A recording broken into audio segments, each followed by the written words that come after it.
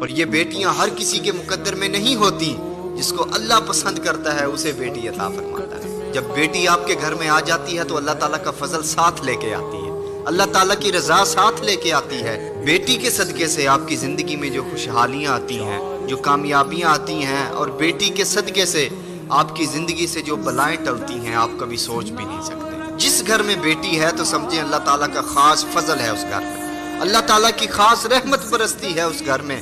میں کہتا ہوں دنیا کا خوش نصیب ہے وہ گھر، دنیا کا خوش نصیب ہے وہ شخص جس کے گھر میں بیٹی ہے۔ پھر جس گھر میں بیٹی ہو سمجھیں اس گھر میں بہار ہی بہار ہے، اس گھر میں خوشحالیاں ہی خوشحالیاں ہیں، رونق ہی رونق ہے۔ پھر یہ بیٹی دنیا میں ہی نہیں آخرت میں بھی بخشش کا ذریعہ بنتی ہے۔